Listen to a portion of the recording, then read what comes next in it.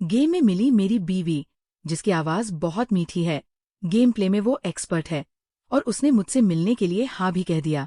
मैं इतना ज्यादा उत्सुक था कि तय समय से 2 घंटे पहले ही कैफे पहुंच गया।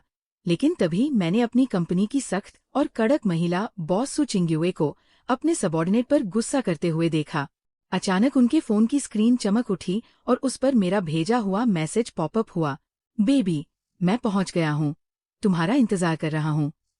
सू चिंग्युए ने तुरंत सिर उठाया और उनकी तीखी नजरें सीधे मुझ पर आकर टिक गईं। तुम यहाँ क्या कर रहे हो? उनके लाल होठों पर एक खतरनाक मुस्कान उभर आई। 3 महीने तक ऑनलाइन डेटिंग की और अब जिम्मेदारी से भागना चाहते हो?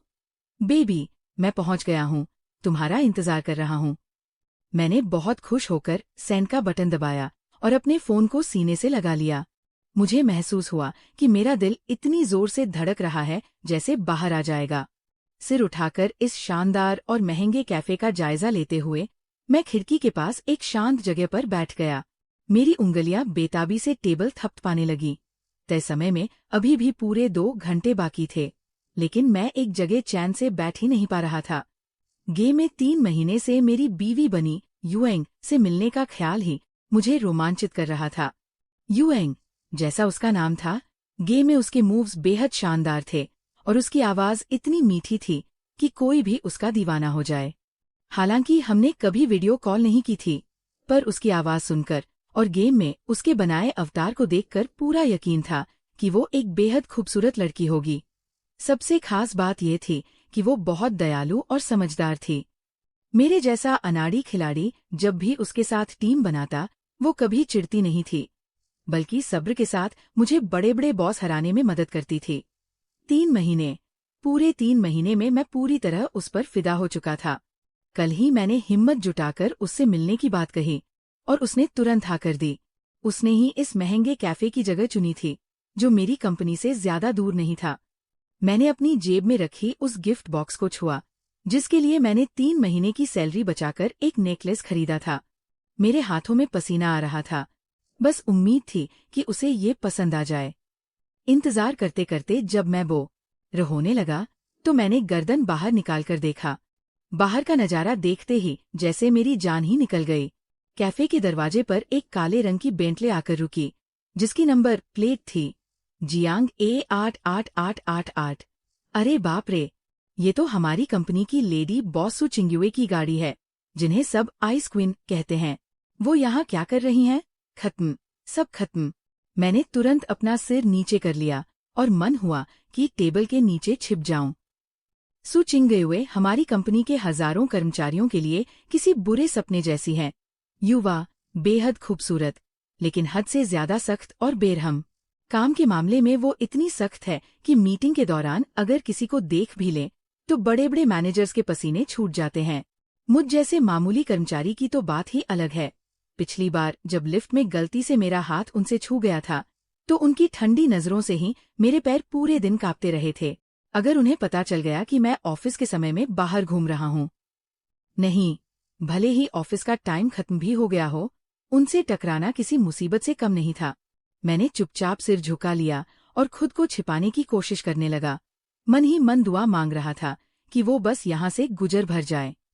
कैफे का दरवाजा खुला और उनकी हाई हील्स की आवाज फर्श पर गूंजने लगी, जो मेरे दिल की धड़कनें बढ़ा रही थी। एक कड़क और खौफनाक माहौल पूरे कैफे में फैल गया। मैंने चुपके से अपनी आंखें उठाकर देखा, वो सच में सू चिंग्युए ही थी।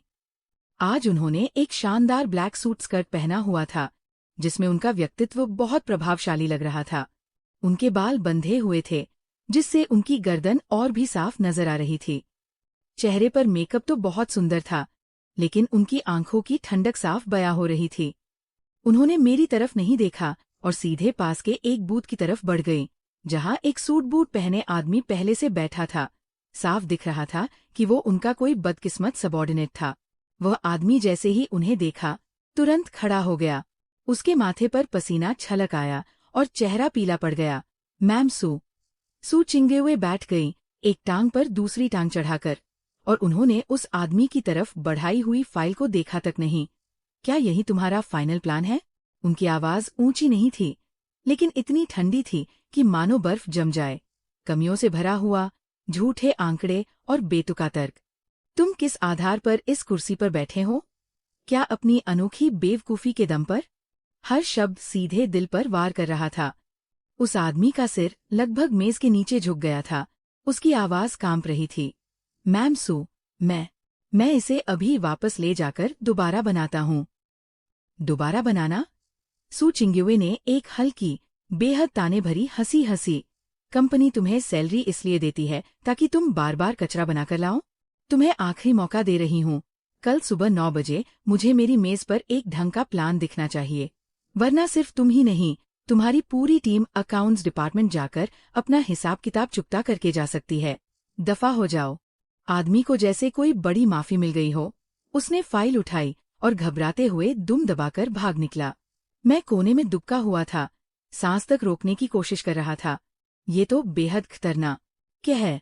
ये औरत चलती फिरती बर्फ की चट्टान और जहर की फैक्ट्री है। जो कोई भी इससे शादी करेगा, उसकी तो किस्मत ही फूट जाएगी। इससे तो मेरी यूइंग ही भली है। आवाज भी मीठी, स्वभाव भी कोमल और गेमिंग भी बढ़िया करती है। मुझे एक बार फिर अपनी किस्मत पर नाज हुआ कि मुझे ऑनलाइन एक इतनी अच्छी लड़की मिली। जल्दी ही मिलना पड़ेगा, रिश्ता पक्का करना पड़ेगा और इस भयानक चुड़ैल से दूर ही रहना पड़ेगा। मैं मन ही मन बड़बड़ा ही रहा था कि अचानक सू चिंग्युए की तरफ से एक साफ फोन नोटिफिकेशन की आवाज आई, वो भी स्पेशल अलर्ट वाली। मैंने अनजाने में ही उधर देखा तो पाया कि मेज पर रखे उनके फोन की स्क्रीन जल उठी थी और उस पर एक वीचैट मैसेज का प्रीव्यू उभरा। वह प्रोफाइल फोटो, वह नाम। इतना जाना पहचाना क्यों लग रहा है? मेरी आंखें फटी की फटी रह गईं, दिल जैसे धड़कना भूल गया। क्या वह मेरी वीचैट प्रोफाइल फोटो नहीं है? नाम है फेंगची। मैंने जो मैसेज यूइंग को भेजा था वही साफ साफ उनके फोन की स्क्रीन पर दिख रहा था। जानू, मैं पहुंच गया हूँ, तुम्हारा इंतजार कर रहा हूँ। धड़ाम, जैसे कोई बिजली सीधे मेरे सिर पर गिर पड़ी हो। मैं पूरा का पूरा वही सुन पड़ गया। खून जैसे जम गया था और दिमाग पूरी तरह खाली हो गया। सोचने समझने की ताकत ही खत्म हो गई। नामुमकिन, ये बिल्कुल नामुमकिन है। जरूर मेरी आंखों का धोखा है। मैंने तेजी से पलकें झपकाई और फिर देखा। नहीं, ये सचमुच मेरा ही मैसेज था। वो वीचैट इंटरफेस, वह प्रोफाइल फोटो, वो नाम और वो प्यार भरा मैसेज। ये सब सू चिंग्युए, यानी हमारी कंपनी की उस बेहद खौफनाक लेडी बॉस के फोन पर शांति से पड़ा हुआ था। वही तो है यूइंग। गेम में मिली मेरी वो मीठी आवाज वाली, बेहतरीन गेम खेलने वाली और बेहद नरम दिल पत्नी। असल में सू चिंग्युए ही है। ये कौन सा खौफनाक मजाक है? मुझे लगा जैसे मेरी पूरी दुनिया पागलों की तरह ढह रही है, टुकड़े टुकड़े हो रही है। पैरों के तलवों से एक ठंडी लहर उठी और सीधे सिर तक पहुंच गई। मेरे हाथ पैर पल भर में ठंडे पड़ गए। मैंने अपनी आंखों से देखा कि सू चिंग्युए ने फोन उठाया, स्क्रीन पर नजर डाली और वह साफ तौर पर चौंक गई। फिर उसकी 2 छुरी जैसी पैनी निगाहें तेजी से उठीं और सीधे मेरे कोने की तरफ टिक गईं। झटके में हमारी नजरें मिलीं और मेरे पास भागने की कोई जगह नहीं बची। उसकी उन खूबसूरत आंखों में, जो हमेशा बर्फ की तरह ठंडी और बेपरवाह रहती थी, पहली बार एक साफ और बेझिझक सदमा और हैरानी दिखाई दी। लेकिन सिर्फ 1 सेकंड में सारे जज्बात गायब हो गए और उनकी जगह एक बेहद खतरनाक और छानबीन करती हुई ठंडक ने ले ली। उसने अपना फोन नीचे रखा, खड़ी हुई और उसकी हाई हील्स की फर्श पर टैप टैप टैप की साफ आवाज आने लगी, जो धीरे धीरे मेरी तरफ बढ़ रही थी। उसका हर एक कदम मेरे दिल की धड़कनों पर पड़ रहा था। मेरा पूरा शरीर अकड़ गया और मैं सिर्फ लाचारी से उसे पास आते देखता रहा। एक बहुत बड़े डर और बेतुकेपन ने मुझे घेर लिया, इतना कि मुझमें भागने तक की हिम्मत नहीं बची। वह मेरी मेज के पास आकर रुकी और मुझे ऊपर से नीचे तक देखने लगी। उसके लाल होठों पर एक बेहद खतरनाक मुस्कान आ गई। उसकी आवाज हमेशा की तरह शांत और ठंडी थी, लेकिन उसमें एक रोंगटे खड़े कर देने वाला मजाक था। लिन फेंग, तुम यहाँ कैसे? वह थोड़ी सी नीचे झुकी और मेरे पास आई। उसकी हल्की सी ठंड की खुशबू मेरी नाक में गई, लेकिन मुझे सिर्फ घुटन का एहसास हुआ। 3 महीने का ऑनलाइन प्यार, हर दिन डार्लिंग कहना, और अब मिलने पर पता चला कि ये मैं हूँ। तो क्या तुम जिम्मेदारी से भागना चाहते हो? मेरा मुंह खुला का खुला रह गया और मेरे मुंह से एक शब्द भी नहीं निकला। जिम्मेदारी? कैसी जिम्मेदारी? मैंने तुम्हारे साथ क्या किया है? दीदी, बॉस सू, क्वीन साहिबा, यहाँ जरूर कोई न कोई बहुत बड़ी गलतफहमी हुई है। उसने अपनी आवाज थोड़ी ऊंची की, जिससे माहौल में भारी दबाव बन गया। मेरा गला सूखने लगा और माथे से ठंडा पसीना बहने लगा। बॉस सू, आप किसी और को समझ रही हैं? मेरी गेम आईडी का नाम फेंगची है। मेरी आवाज बुरी तरह कांप रही थी। सू चिंग्युए सीधी खड़ी हुई, अपनी बाहें समेट लीं और आराम से मुझे देखने लगी। फेंगची, गेम में स्वॉर्ड्समैन की प्रोफाइल बहुत ही बेकार खेलता है और हमेशा मेरी हीलर आईडी के पीछे पीछे रहकर सामान जुटाता है। मून शैडो, तुम्हें सबसे ज्यादा पसंद आने वाला नाश्ता कंपनी की इमारत के कोने वाली दुकान के वो बेहद बुरे स्वाद वाले बन हैं, और तुम्हें सबसे ज्यादा नफरत डिपार्टमेंट मैनेजर ओल्ड वांग से है, जब वो मीटिंग में पेट की गैस छोड़ते हैं। पिछले बुधवार की रात तुमने शिकायत की थी कि देर तक काम करने की वजह से तुम्हारा गेम का कपल टास्क छूट गया। क्या मुझे और आगे बोलने की जरूरत है? लिन, फेंग जी, मैं पूरी तरह से पत्थर का बन गया। खत्म, सब कुछ सही बैठ गया। वो सच में मून शैडो, गेम में जो मेरे साथ बेहद प्यारी थी और जिसकी आवाज से शहद टपकता था, वो असल जिंदगी में बॉस सू चिंग्युए निकली, जो अपने एक इशारे से किसी को भी डरा सकती थी।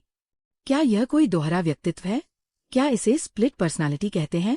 मुझे लगा जैसे मेरा दिमाग का प्रोसेसर जल गया हो और उससे धुआं निकल रहा हो। लगता है मैंने सही पहचाना। सू चिंग्युए मुझे एक बेवकूफ की तरह घबराया हुआ देखकर काफी संतुष्ट लग रही थी। उसने मेरे सामने वाली कुर्सी खींची और शालीनता से बैठ गई। बताओ, अब क्या करने का इरादा है? मेरा दिमाग अभी भी पूरी तरह से उलझा हुआ था। क्या करने का इरादा? अनजान बनने का? उसने अपनी भौहें उठाई। गेम में 3 महीने तक पत्नी कहा और असल जिंदगी में मिलने के बाद भाग रहे हो। लिन फेंग, मुझे नहीं पता था कि तुम ऐसे इंसान हो। मैं ऐसा नहीं हूँ। मैंने ऐसा नहीं किया। किसे पता था कि वह आप है? मैं अपने मन में जोर जोर से चिल्ला रहा था, लेकिन अपने चेहरे पर सिर्फ एक रोने जैसी मुस्कान ही ला सका। बॉस सू, ये सब एक गलतफहमी है। अगर मुझे पहले से पता होता कि आप हैं, अगर मुझे पता होता कि मैं, तो क्या? उसने मुझे बीच में ही रोक दिया। उसकी आंखें अचानक ठंडी हो गईं। तो तुम बात नहीं करते? मुझसे नफरत करते? मेरा वह मतलब नहीं था। मैंने जल्दी से मना किया और मेरा पसीना और तेजी से बहने लगा। तो फिर तुम्हारा क्या मतलब है? वह लगातार दबाव बना रही थी, मुझे जरा भी सांस लेने का मौका नहीं दे रही थी। मैं लगभग रोने ही वाला था। ये तो मौत का सवाल है। मैं जो भी जवाब दूंगा, मारा जाऊंगा। मैंने बहुत कोशिश की, लेकिन एक शब्द भी नहीं बोल पाया। सू चिंग्युए को कोई जल्दी नहीं थी। वो बस मुझे उसी ठंडी नजर से देखती रही, जैसे मरते हुए शिकार का नजारा ले रही हाँ। ओह, समय एक एक सेकंड करके बीत रहा था और हर सेकंड एक यातना की तरह था। मेरा दिमाग पागलों की तरह काम कर रहा था। बचने का कोई रास्ता खोजने की कोशिश में इनकार करूं तो सबूत पक्के हैं, मान लूं तो मौत पक्की है, इस्तीफा देकर भाग जाओ तो होम लोन की किश्त का क्या होगा? लगता है तुमने अभी तक कुछ सोचा नहीं है। सू चिंग्युआन का सब्र जवाब दे गया। उसने अपना फोन निकाला और स्क्रीन पर अपनी उंगली से कुछ टैप किया। अच्छा हुआ, HR मैनेजर झांग अभी तक घर नहीं गए हैं। मैं उनसे पूछती हूँ कि जो कर्मचारी बिना बताए गायब रहता है और अपने बॉस को भावनात्मक धोखे में रखने की कोशिश करता है, उसके साथ आमतौर पर कैसा बर्ताव किया जाता है? वो फोन लगाने ही वाली थी। नहीं, सू मैम, रहम कीजिए। मैं डर के मारे कुर्सी से लगभग फिसल ही गया था और घबराकर मेज पर हाथ टिका दिया। मैं जिम्मेदारी लेता हूँ, ठीक है? सू चिंग्युआन का हाथ रुका। उसने आंखें उठाकर मुझे देखा। कैसे जिम्मेदारी लोगे? मैंने हिम्मत जुटाई। आप बताइए, आप जैसा कहेंगी मैं वैसा ही करने को तैयार हूँ। बस मुझे नौकरी से मत निकालिए और मेरी रोजी रोटी मत छीनिए। सू चिंग्युआन ने फोन नीचे रखा, थोड़ा आगे की तरफ झुकी और सीधे मेरी आंखों में झांका। गेम का रिश्ता असल जिंदगी में भी वैसा ही रहेगा। मैंने कहा, क्या मतलब? वैसा ही। मेरी ज़बान लड़खड़ाने लगी। समझ नहीं आया। उसने त्योरियां चढ़ाई। गेम में तुम मेरे क्या लगते हो? पतिदेव? मेरी आवाज मच्छर जितनी धीमी निकली। वो शायद संतुष्ट लग रही थी। आगे से अकेले में मुझे ऐसे ही बुलाना। मेरी आंखों के आगे अंधेरा छा गया।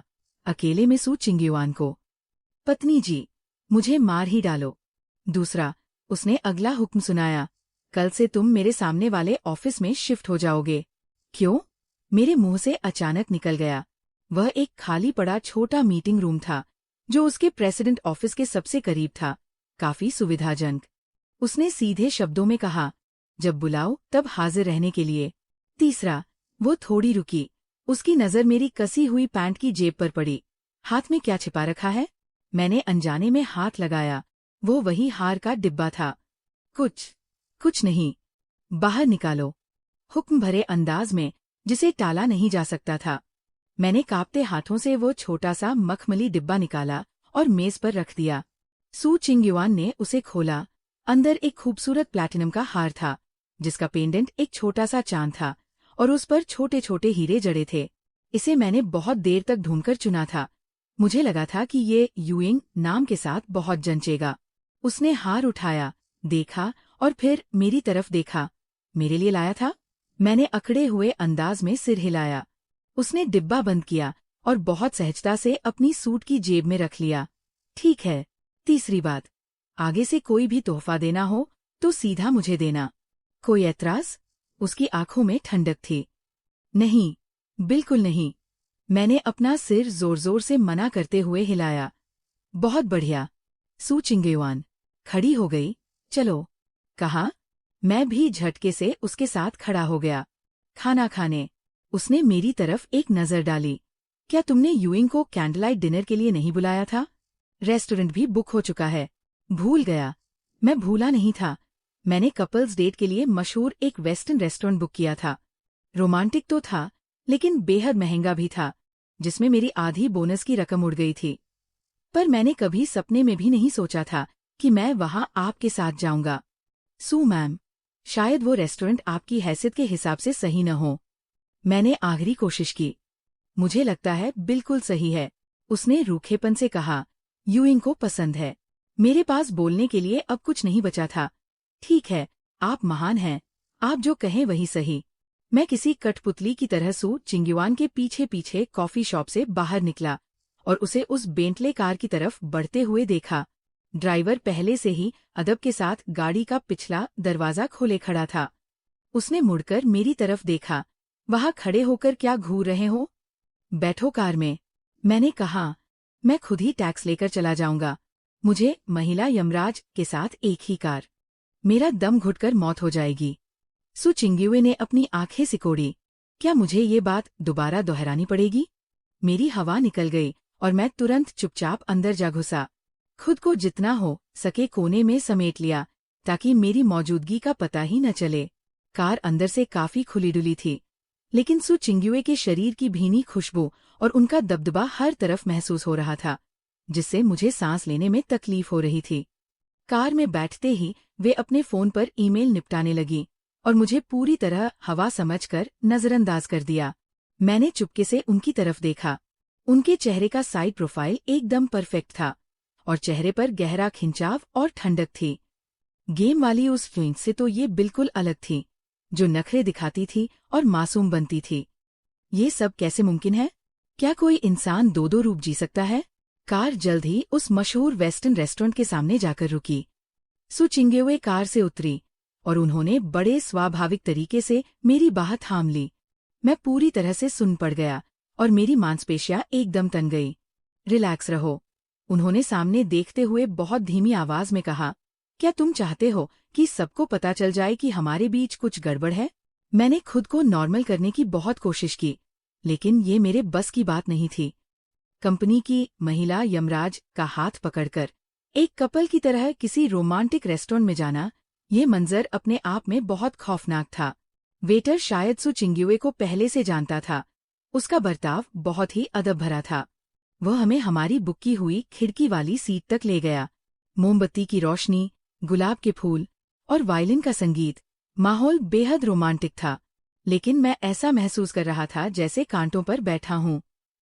खासकर तब, जब मैंने देखा कि सू चिंगयुए बिना किसी भाव के स्टेक काट रही थी और फिर उन्होंने मुझे ऐसे देखा जैसे किसी काम की रिपोर्ट चेक कर रही हों। मेरे हाथों से छुरी और कांटा छूटने ही वाला था। खाना पसंद नहीं आया? उन्होंने पूछा। पसंद आया, बहुत पसंद आया। मैंने तुरंत सिर झुकाकर खाना शुरू कर दिया। हालांकि मुझे किसी चीज का स्वाद ही नहीं आ रहा था। वो खाना मेरे लिए किसी सदमे से कम नहीं था। एक एक सेकंड काटना भारी पड़ रहा था। जैसे जैसे खाना खत्म हुआ, मैं बिल देने के लिए आगे बढ़ा, लेकिन वेटर ने कहा, सु मैम हमारी वीआईपी गेस्ट हैं, बिल उनके अकाउंट में जुड़ चुका है। मैंने सोचा, चलो बढ़िया है, मेरे बोनस का एक बड़ा हिस्सा बच गया।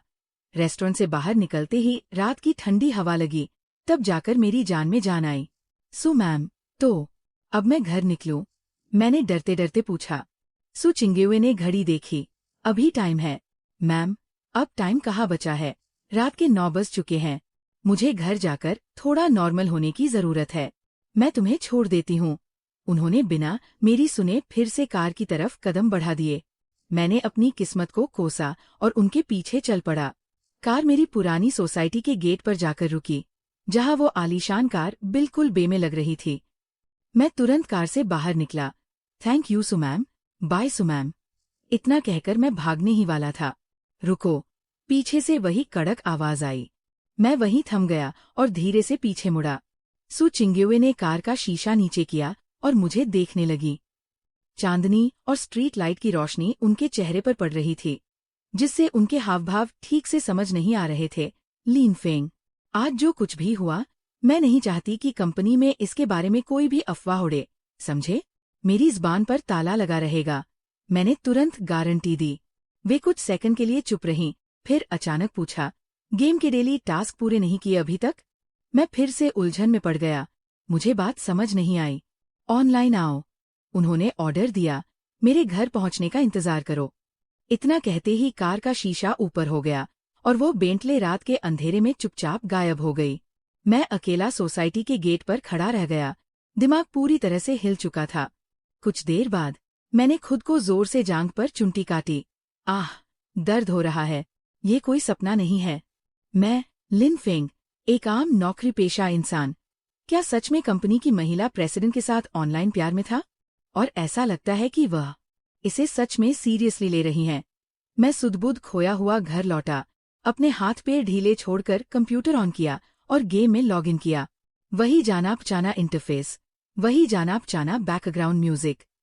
मेरा तलवारबाज किरदार फेंगची मुख्य शहर के चौराहे पर खड़ा था। उसके ठीक बगल में एक सफेद रोशनी चमकी और हीलर यू यिंग ऑनलाइन आ गई। उसके ऑनलाइन आते ही उसने टीम में शामिल होने का न्योता भेजा। कांपते हाथों से मैंने इसे स्वीकार किया और टीम चैट में एक मैसेज चमका, यू यिंग, हस्बैंड, आज दिन भर बहुत मेहनत की आपने। मैसेज के साथ एक प्यारा सा इमोजी बना था। स्क्रीन पर उस जाने पहचाने नाम और उस लाडले लहजे को देखकर और फिर कुछ देर पहले रेस्टोरेंट में बैठी बर्फ की तरह ठंडी सु चिंगुए के बारे में सोचकर मैंने अपना सिर पकड़ लिया और पूरी तरह टूट गया। ये जिंदगी अब नहीं जी जा सकती। मैं स्क्रीन पर लिखे हस्बैंड शब्द और उस प्यारे इमोजी को एकटक देखता रहा। मेरी उंगलियां सुन्न हो गई थी। आधे घंटे तक मैं एक शब्द भी टाइप नहीं कर पाया और दिमाग में खिचड़ी पक चुकी थी। क्या ये सच में वही इंसान है? यू यिंग, कुछ बोल क्यों नहीं रहे? आज की मुलाकात से डर गए क्या? मैं अचानक होश में आया और झटपट कीबोर्ड पर टाइप करने लगा। फेंगची, नहीं, बस थोड़ा सा हैरान था। हैरान क्या? ये तो सदमे से भी बड़ा झटका था। यू यिंग, किस बात की हैरानी? इस बात की कि वह मैं थी, या इस बात की कि मैं तुम्हारी उम्मीद से कम खूबसूरत निकली? मुझे फिर से ठंडा पसीना आ गया। ये तो जिंदगी और मौत का सवाल था। फेंगची, बिल्कुल नहीं, प्रेसिडेंट सु, आप बहुत सुंदर हैं, गेम से भी 10,000 गुना ज्यादा खूबसूरत। यू यिंग, तो फिर तुम्हें मेरी पहचान से हैरानी हुई? फेंगची, थोड़ी सी क्या, बहुत ज्यादा। यू यिंग, तुम्हें लगता है कि मैं असली जिंदगी में बहुत सख्त हूँ? फेंगची, मेरी इतनी हिम्मत कहा। प्रेसिडेंट सु, आपकी तो बात ही अलग है। आपका अपना एक रुतबा है। मेरा मन कर रहा था कि काश मैं समय में पीछे जा सकूं और कुछ मिनट पहले वाले अपने आप को मार डालूं जिसने थोड़ी सी कहा था। स्क्रीन की दूसरी तरफ कुछ देर के लिए खामोशी छा गई। मेरा दिल धक धक कर रहा था। डर था कि कहीं फिर से कोई गलत बात न निकल जाए। यू यिंग, गेम है और असली दुनिया। यू यिंग, लेकिन मैंने जो कहा है मैं उससे पीछे नहीं हटती। यू यिंग, तुम्हें हस्बैंड कहा है तो वो बेकार में नहीं कहा। इन 2 लाइनों को देखकर मुझे लगा जैसे किसी ने मेरा दिल मुट्ठी में भींच लिया हो। इसका मतलब फेंगची, प्रेसिडेंट सू, मुझे ठीक से समझ नहीं आ रहा। यू यिंग, समझ नहीं आ रहा तो धीरे धीरे सोचो। यू यिंग, पहले रोज के टास्क पूरे करते हैं, डंजन के दरवाजे पर इंतजार करो। उसके बाद बदलने की रफ्तार इतनी तेज थी कि मैं तालमेल ही नहीं बिठा पाया। मैं बस सुन्न होकर अपने गेम कैरेक्टर को चलाता रहा और डंजन के गेट पर पहुंच गया, जहां उसका बेहतरीन हथियारों से लैस हीलर कैरेक्टर पहले से इंतजार कर रहा था। टीम बनाओ, अंदर चलो। घबराहट के चक्कर में मुझसे एक के बाद एक गलतियां होती गई और टीम लगभग हारने ही वाली थी। यू यिंग ने वैसा बर्ताव नहीं किया जैसा वह गेम में प्यार से समझाती थी, और न ही असली दुनिया की तरह कड़वी बातें कहीं। वह बस चुपचाप और कुशलता से हीलिंग करती रही, अपनी बेमिसाल चालों से मेरी बेवकूफियों को संभालती रही, और उसने एक शब्द भी नहीं कहा। ये खामोशी डांट खाने से भी ज्यादा भारी लग रही थी।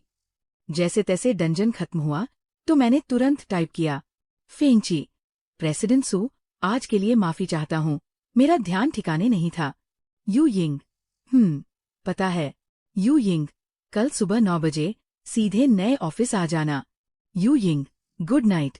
इतना कहकर उसका कैरेक्टर धुंधला हो गया और वो ऑफलाइन हो गई। मैं कंप्यूटर स्क्रीन के सामने बैठा बहुत देर तक घूरता रहा। आज रात जो कुछ भी हुआ उसकी जानकारी इतनी ज्यादा थी कि इसे समझने में मुझे पूरी जिंदगी लग जाएगी। अगले दिन आंखों के नीचे बड़े बड़े काले घेरे लिए मैं तय समय से आधा घंटा पहले ही कंपनी पहुंच गया। जब भी मैं सू चिंग्युए का सामना करने के बारे में सोचता हूँ तो मेरी आंखें कांपने लगती है। मैं घिसटते हुए अपनी पुरानी सीट पर पहुंचा और जैसे ही अपना सामान समेटने लगा, विभाग के मैनेजर बूढ़े वांग हाथ में चाय का कप लिए टहलते हुए आए। अरे वाह लिन फेंग, इतनी जल्दी? सुना है तुम्हारी तरक्की हो गई है, प्रेसिडेंट के ऑफिस की तरफ ट्रांसफर हुआ है। उनकी आवाज में जलन थी और एक खोजी निगाह थी। मेरा दिल एक पल के लिए बैठ गया। इतनी जल्दी खबर फैल गई? वांग मैनेजर, आप तो मजाक कर रहे हैं, बस एक अस्थायी प्रोजेक्ट मिला है। मैंने बात गोलमोल करने की कोशिश की। प्रोजेक्ट? ऐसा कौन सा प्रोजेक्ट है जिसके लिए तुम्हें प्रेसिडेंट सू के ठीक सामने अपनी सीट लगानी पड़ रही है? वांग ने आवाज धीमी करके कहा। अरे छोटे, मान गए तुम्हें, प्रेसिडेंट सू का हाथ कब थाम लिया? अपने इस बड़े भाई को भी तो कुछ बताओ। मेरा सिर चकराने लगा। नहीं, ऐसी कोई बात नहीं है, बस बातचीत में आसानी रहे इसलिए। मैंने जल्दी से अपना सामान बक्से में भरा और उस बखेड़े की जगह से भाग निकलने में ही भलाई समझी। उस खाली पड़े छोटे कॉन्फ्रेंस रूम के दरवाजे पर पहुंचकर मैंने कई गहरी सांसें ली। तब कहीं जाकर अंदर जाने की हिम्मत जुट, लेकिन मुझे बार बार लग रहा था कि सू चिंग्युए उन दरारों से मुझे देख रही हैं। ये एहसास बिल्कुल ऐसा था जैसे मैं जेल में हूँ और वो भी ताउम्र कैद की सजा काट रहा हूँ। मैं डरते डरते बैठ गया, कंप्यूटर ऑन किया और व्यस्त होने का नाटक करने लगा, जबकि सच तो ये था कि मुझे पता ही नहीं था कि करना क्या है। ठीक 9 बजे सामने वाले ऑफिस का दरवाजा खुला। सू चिंग्युए गहरे ग्रे रंग के प्रोफेशनल सूट में बाहर निकली। फर्श पर उनकी ऊंची एड़ियों वाली सैंडल की आवाज साफ सुनाई दे रही थी। उन्होंने मेरी तरफ देखा तक नहीं और सीधे अपने ऑफिस में चली गईं।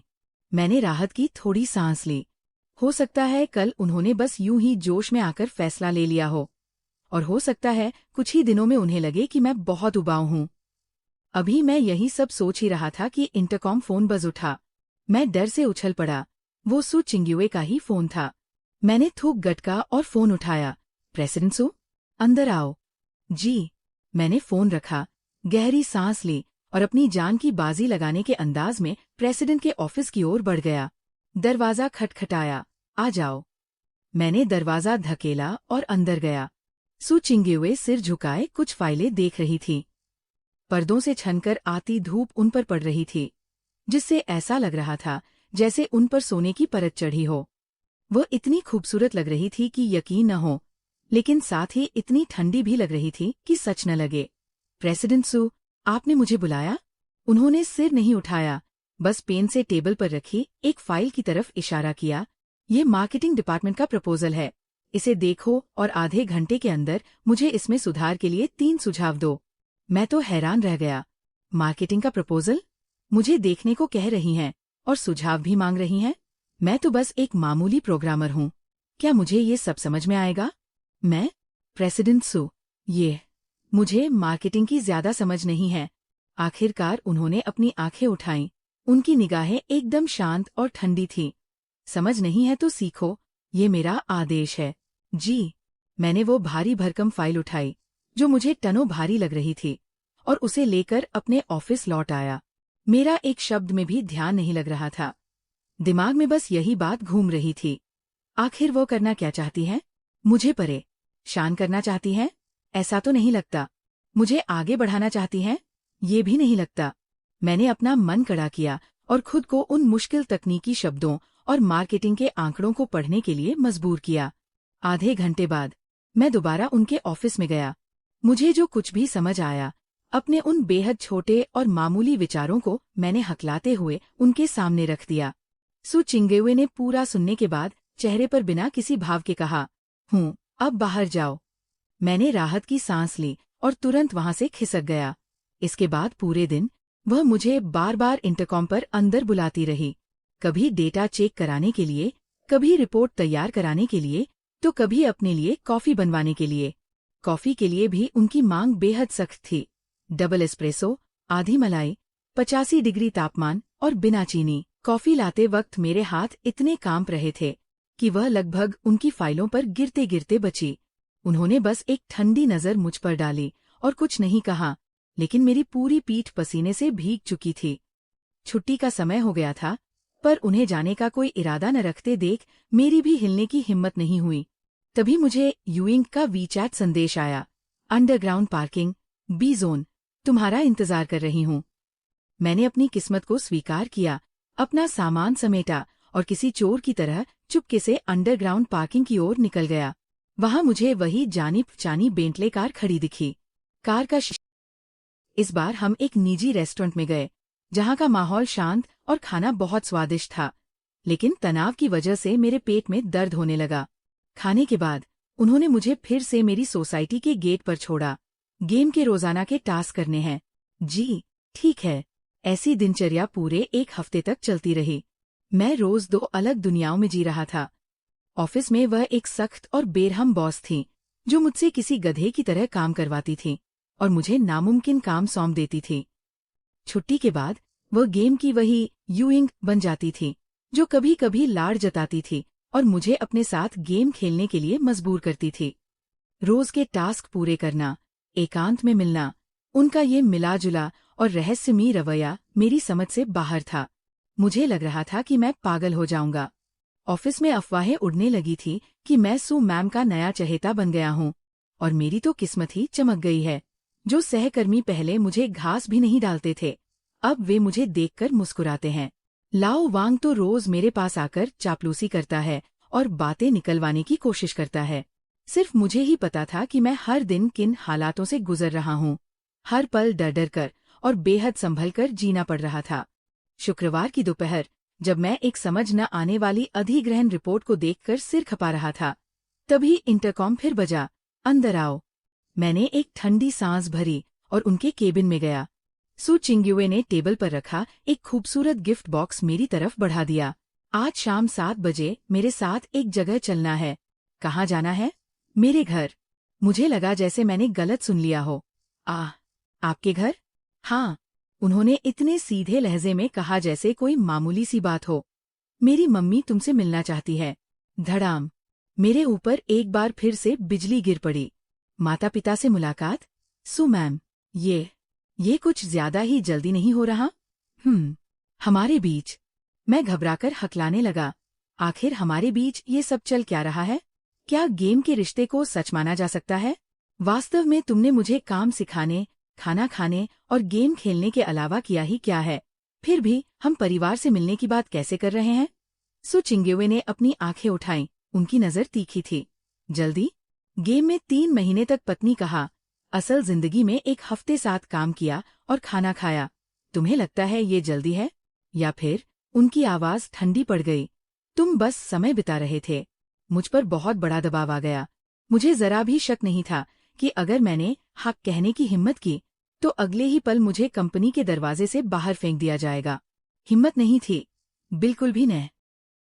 उन्होंने अपनी ठुड्डी थोड़ी ऊपर उठाई और उस उपहार के डिब्बे की ओर इशारा किया। इसे पहन लो, मेरी नाक मत कटवाना। मैं उस भारी उपहार के डिब्बे को पकड़े हुए घबराए हुए मन से अपने दफ्तर लौटा। खोलकर देखा तो उसमें एक बेहद कीमती दिखने वाला सूट था। यहाँ तक कि कमीज, टाई और चमड़े के जूते भी साथ में थे, और माप एकदम सही था। उन्हें मेरा माप कब पता चला, ये सोचकर ही रोंगटे खड़े हो रहे थे। शाम के 7 बजे मैं उस पहनावे में सु चिंग्युए की गाड़ी में फिर से बैठा, खुद में बेहद असहज महसूस कर रहा था। गाड़ी एक कड़े पहरे वाले आलीशान विला क्षेत्र में दाखिल हुई और एक शानदार विला के सामने आकर रुक गई। मेरी हथेलियों में पसीना आने लगा। सु चिंग्युए ने मुझ पर एक नजर डाली। घबरा रहे हो? थोड़ा सा। घबराने की कोई बात नहीं है। उनकी आवाज हमेशा की तरह शांत थी। मेरी माँ बहुत अच्छी है, बस इतना याद रखना, कम बोलना, ज्यादा मुस्कुराना। जो पूछें उसका सच सच जवाब देना। जी। एक गहरी सांस लेकर मैं उनके पीछे पीछे उस भारी नक्काशीदार दरवाजे से अंदर चला गया। बैठक बहुत बड़ी थी।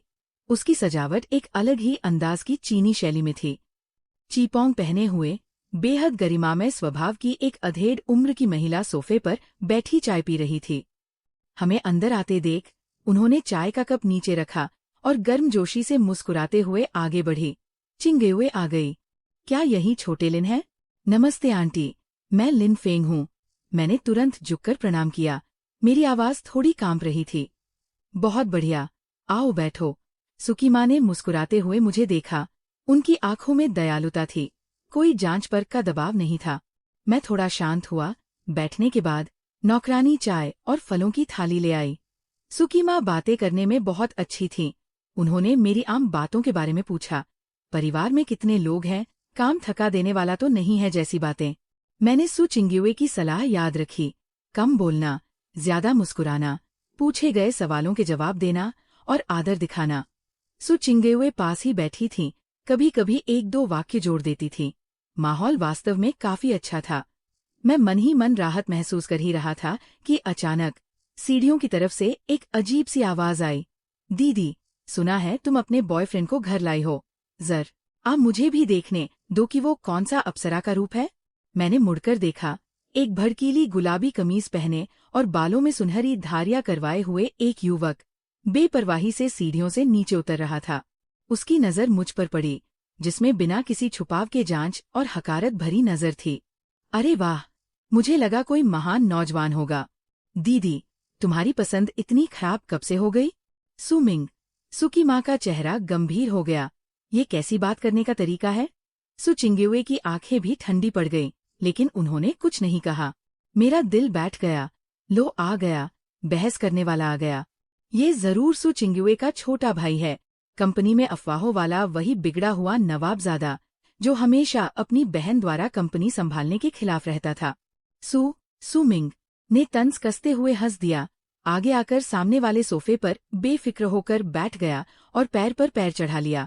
माँ, क्या मैंने कुछ गलत कहा? उसे देखिए, सर से पैर तक सब मिलाकर भी शायद मेरी घड़ी के एक फीते स्ट्रैप से ज्यादा की कीमत नहीं होगी। दीदी, आप किस कोने से इस चिकने चेहरे वाले व्हाइट फेस बॉय को ढूंढ? अगर नाटक ही करना है तो कम से कम कोई ठीक ठाक बंदा ढूंढती। मेरा चेहरा थोड़ा पीला पड़ गया और मैंने अपनी उंगलियां भींच ली। सु चिंग्युए ने आखिरकार अपना मुंह खोला। उसकी आवाज में बर्फ जैसी ठंडक थी। सुमिंग, चुप रहो वरना बाहर निकलो। अरे वाह, अभी से रक्षा करना शुरू कर दिया। सुमिंग जोर जोर से हंसने लगा। ठीक है, मैं अब कुछ नहीं बोलूंगा। मुंह से तो उसने कहा कि नहीं बोलेगा, लेकिन उसकी आंखें लगातार मुझ पर ही टिकी थी, जो पूरी तरह ताने और मजाक से भरी थी। रात के खाने के समय भी ये अजीब और असहज माहौल बना रहा। सुमिंग बीच बीच में ताने मारता रहा, लेकिन सुमा और सु चिंग्युए ने उसे दबा दिया। पर मेरे लिए ये खाना बेस्वाद ही रहा। मुश्किल से रात का खाना खत्म हुआ और मुझे लगा कि आखिरकार मुझे राहत मिलेगी। तभी सुमा ने मुस्कुराते हुए मुझसे कहा, बेटा लिन, देर हो चुकी है, क्यों न आज रात यहीं रुक जाओ? मेहमानों का कमरा तैयार कर दिया गया है। रुकना? मैंने अनजाने में सु चिंग्युए की तरफ देखा। उसके चेहरे पर कोई बदलाव नहीं आया, उसने बस शांति से सिर हिलाया। हाँ, माँ की बात मान लो। सुमिंग ने पास में ही एक तमाशा देखने वाली घिनौनी मुस्कान बनाई। मुझे मजबूरन कहना पड़ा, धन्यवाद आंटी। नौकरानी मुझे दूसरी मंजिल के मेहमान कक्ष में ले गई। कमरा बहुत बड़ा और बहुत आलीशान था, लेकिन मैं बेचैन था। नहाने के बाद बिस्तर पर लेटने पर भी मुझे बिल्कुल नींद नहीं आई। आज जो कुछ भी हुआ वो सब बहुत फिल्मी और अजीब लग रहा था। घर वालों से मुलाकात भी हो गई और रात को रुकना भी पड़ गया। मेरे और सू चिंग्युए के रिश्ते पर तो जैसे आधिकारिक मुहर लग गई थी। लेकिन हम दोनों तो असल में। मैं अभी यही सब सोच ही रहा था कि दरवाजे पर हल्की सी दस्तक हुई। मेरा दिल दहल गया। कौन है? सू चिंग्युए की आवाज आई। मैं तुरंत बिस्तर से उठा और दरवाजा खोला। उसने रेशमी नाइट सूट पहना हुआ था, बाल हल्के गीले थे और दरवाजे पर खड़ी थी। उसके हाथ में दूध का एक गिलास था। माँ ने तुम्हें पीने के लिए दिया है। उसने दूध मुझे पकड़ा दिया। शुक्रिया सु मैडम। मैंने गिलास लिया। गलती से मेरी उंगलियां उसकी उंगलियों से छू गईं और मुझे बिजली जैसा झटका लगा तो मैंने हाथ पीछे खींच लिया। सू चिंग्युए गई नहीं, बल्कि अंदर आ गई और उसने आराम से दरवाजा बंद कर दिया। मैं पल भर में इतना घबरा गया कि मेरा दम घुटने लगा। यह क्या करना चाहती है? वो खिड़की के पास गई, बाहर देखा, फिर मुड़कर खिड़की के फ्रेम से टिक गई और मेरी तरफ देखने लगी। आज तुम्हारा प्रदर्शन ठीक ठाक था। शुक्रिया सु मैडम। आगे से अकेले में मुझे चिंग्युए बुलाया करो। चिंग्युए। मैंने बहुत झिझकते हुए उसका नाम लिया और वो खुश नजर आई। सु मिंग की बातों को दिल पर लेने की जरूरत नहीं है। जी, मेरा चुना हुआ बंदा है, उस पर उंगली उठाने का हक किसी को नहीं है। उसकी आवाज बहुत शांत थी, लेकिन उसमें एक न टाली जा सकने वाली दबंगई थी। मेरे दिल में अचानक एक अजीब सी हलचल हुई। अगले हफ्ते एक कमर्शियल पार्टी है, तुम मेरे साथ चलोगे? फिर से? सु मैडम। हूँ। उसने मेरी तरफ देखा। चिंग्युए। मैंने तुरंत सुधारा। उस तरह के माहौल में मैं नहीं ढल पाऊंगा। मैं आपके सामने शर्मिंदगी की वजह बन जाऊंगा। मैंने कहा तुम कर सकते हो तो तुम कर सकते हो। वो आगे आई, मेरे हाथ से दूध का गिलास लिया और टेबल पर रख दिया। फिर उसने अचानक हाथ बढ़ाकर मेरे नाइट सूट का कॉलर ठीक किया। उसका ये कदम बहुत सहज था, लेकिन उसकी उंगलियां थोड़ी ठंडी थीं। मेरा पूरा शरीर सुन पड़ गया। मैं जरा सा भी हिल न सका। जल्दी सो जाओ। इतना कहकर वह मुड़ी और कमरे से बाहर निकल गई। मुझे अकेला छोड़ गई। मेरा दिल इतनी तेज धड़क रहा था कि बहुत देर तक शांत ही नहीं हो पाया। अगला दिन शनिवार था। मुझे लगा था कि मैं देर तक सो सकूंगा, लेकिन सुबह सुबह ही दरवाजे की दस्तक ने जगा दिया। सु चिंग्युए पूरी तरह तैयार होकर दरवाजे पर खड़ी थी। 10 मिनट, नीचे नाश्ते के लिए आओ। जी। मैंने सबसे तेज रफ्तार से हाथ मुंह धोया और नीचे गया। डाइनिंग एरिया में सुमा और सु चिंग्युए पहले से नाश्ता कर रही थी।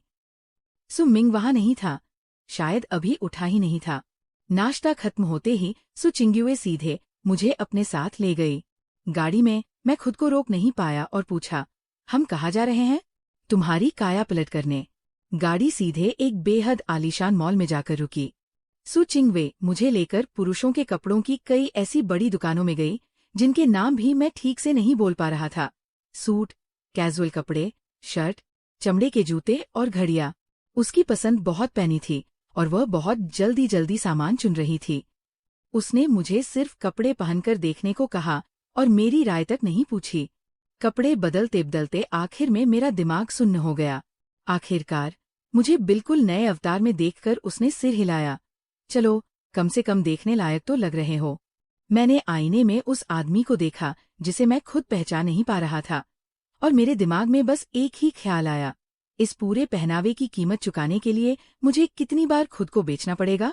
अगले एक हफ्ते तक मेरी जिंदगी इसी तरह भारी उथल पुथल में बीतती रही।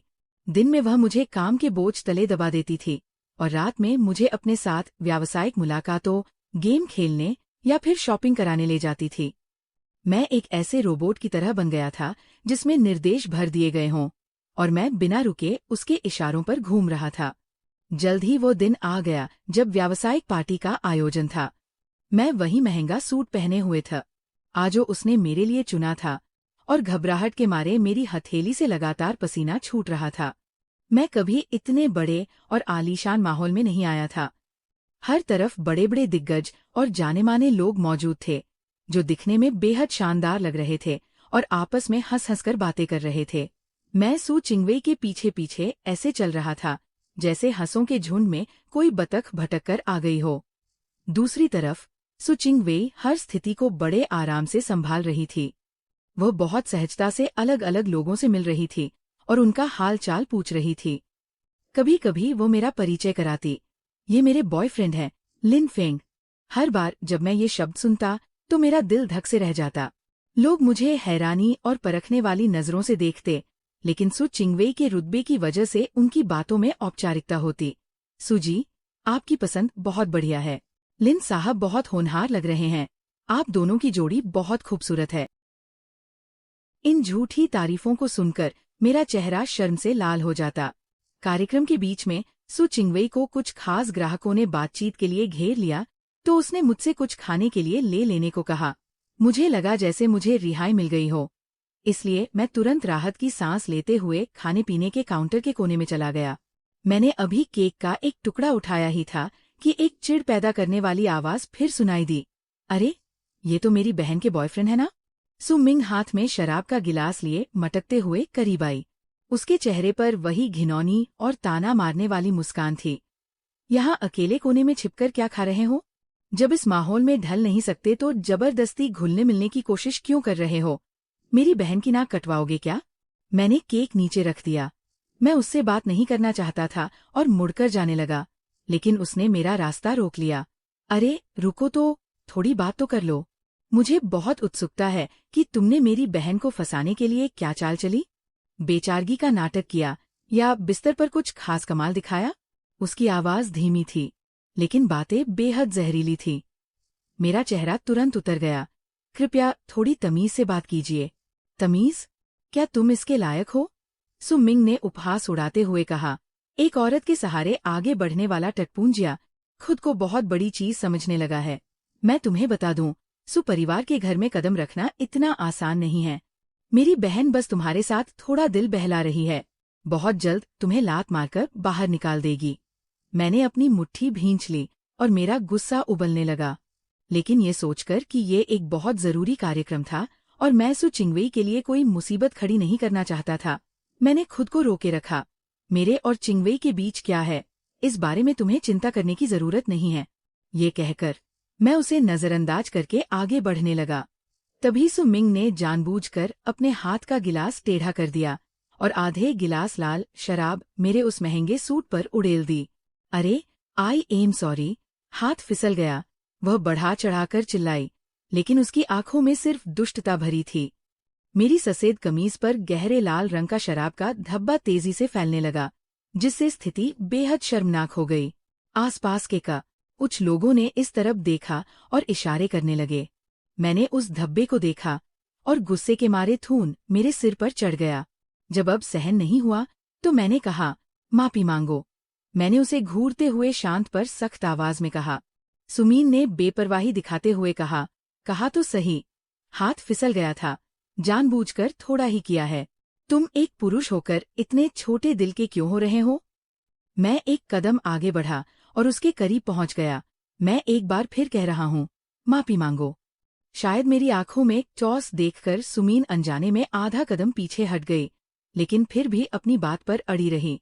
तुम क्या करना चाहते हो? ये जगह तो क्या चल रहा है यहाँ? एक ठंडी और शांत आवाज गूंजी और सुचिंगे हुए चलकर पास आई। मेरी कमीज पर शराब का धब्बा देखकर उसकी भौहें तुरंत तन गईं। दीदी, इसने गलती से मेरे ऊपर शराब गिरा दी। मैंने बस इतना ही कहा और ये मुझ पर चिल्लाने लगी। सुमीन ने उल्टा चोर कोतवाल को डांटे वाली कहावत सच कर दिखाई।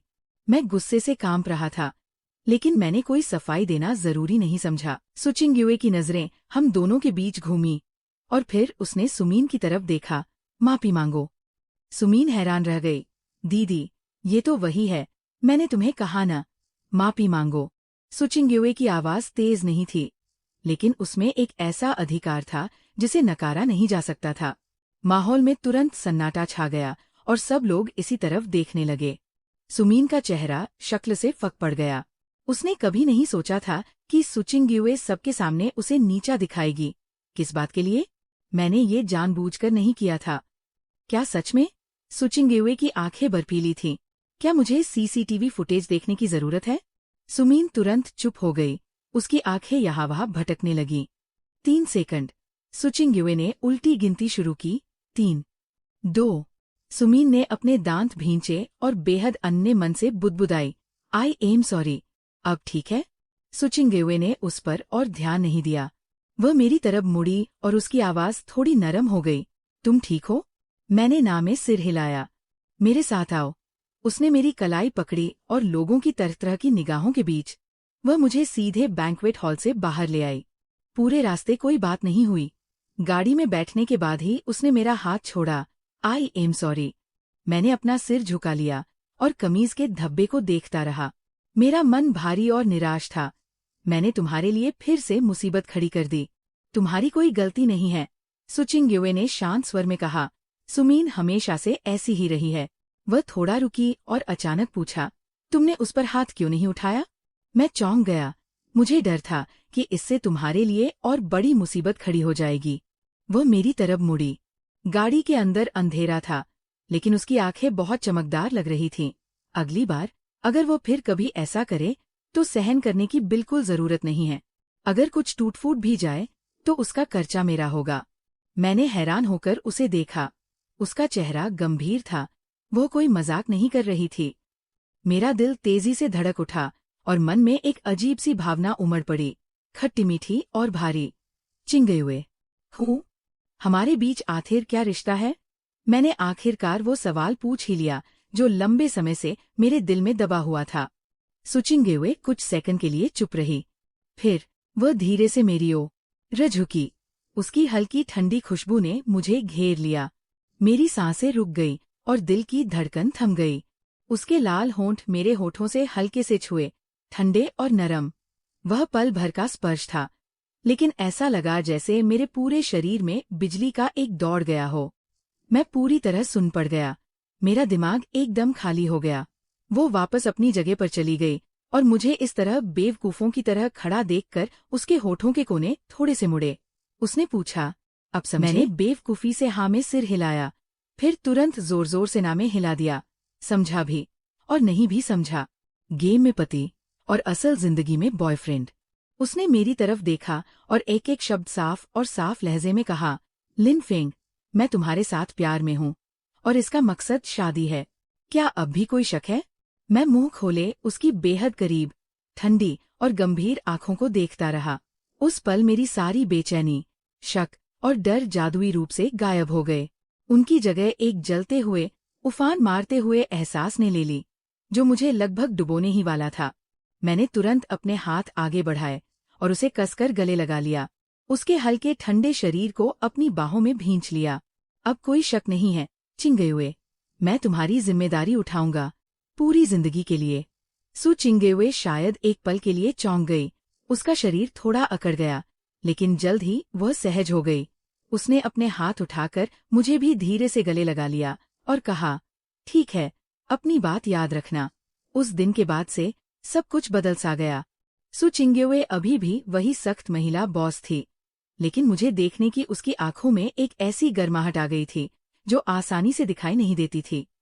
काम करवाने के मामले में वह अब भी कोई रहम नहीं दिखाती थी, लेकिन कभी कभी मेरे लिए कॉफी ले आती थी या कोई मिठाई का डिब्बा मेरी तरफ फेंक देती थी जो वो पूरी नहीं खा पाती थी। काम के बाद हम एक आम जोड़े की तरह बन जाते थे, साथ खाना खाते, फिल्में देखते या घर जाकर गेम खेलते। यहाँ तक कि वह गेम में अपने यूए वाले अकाउंट से मेरे साथ प्यार जताती थी, जिससे हमारे ग्रुप के बाकी लोग जलन से चिल्लाने लगते थे। मैं धीरे धीरे इस रफ्तार में ढलने लगा। मैंने उसके कदम से कदम मिलाने और खुद को उसके काबिल बनाने के लिए कड़ी मेहनत करना और सीखना शुरू कर दिया। हालांकि सुमिंग कभी कभी बीच में आकर माहौल खराब करने की कोशिश करता था, लेकिन सुचिंगेवे हर बार उसे बिना किसी झिझक के मुंहतोड़ जवाब दे देती थी। मैं भी अब पीछे नहीं हटता था। जहाँ सख्त होना होता था, वहाँ जरा भी ढील नहीं देता था। दिन बहुत तेजी से बीत गए। 6 महीने बाद एक रात, गेम खेलने के बाद जब हम लॉग ऑफ करने ही वाले थे, तब सुचिंगेवे ने अचानक कहा, कल सुबह 9 बजे अपना हाउस होल्ड रजिस्टर और पहचान पत्र साथ ले आना। मुझे तुरंत बात समझ नहीं आई। है? उनकी क्या जरूरत है? उसने अपना चेहरा मोड़ा और मेरी तरफ देखा। रोशनी में उसकी आंखें अद्भुत रूप से चमक रही थी। उसने कहा, तुम्हें क्या लगता है? शादी के लिए? उसकी एक बात ने मुझे एक बार फिर हैरान कर दिया। शादी? कल? क्या हुआ? उसने अपनी भवें उठाई। मन नहीं है? नहीं, मेरा मन है। 1000 बार, 10,000 बार मन है। मैं हड़बड़ी में अपनी जीभ काटते काटते बचा। बस ये सब बहुत अचानक है। मैंने अभी तक तुम्हें प्रपोज नहीं किया, कोई अंगूठी नहीं खरीदी, कुछ भी तैयार नहीं है। सु चिंग्युए के चेहरे पर एक हल्की सी मुस्कान आई, बहुत हल्की, लेकिन उसने मेरा दिल जीत लिया। उसने दराज खींची, 2 मखमली डिब्बे निकाले और उन्हें खोला। अंदर सादे और शानदार डिजाइन वाली प्लेटिनम की 2 अंगूठियां थीं। अंगूठी? मैंने इंतजाम कर लिया है। प्रपोजल? उसने मेरी तरफ देखते हुए कहा, तुम अभी कर सकते हो। मैं धप से एक घुटने पर बैठ गया, उसका हाथ थामा, और मेरी आवाज कांप रही थी। चिंग्युए, मुझसे शादी कर लो। मैं पूरी जिंदगी तुम्हारा ख्याल रखूंगा, तुमसे प्यार करूंगा, तुम्हारी रक्षा करूंगा और तुम्हें हर दिन खुश रखूंगा। मेरे पास शब्दों की कमी पड़ रही थी, लेकिन मेरा एक एक शब्द दिल की गहराई से निकल रहा था।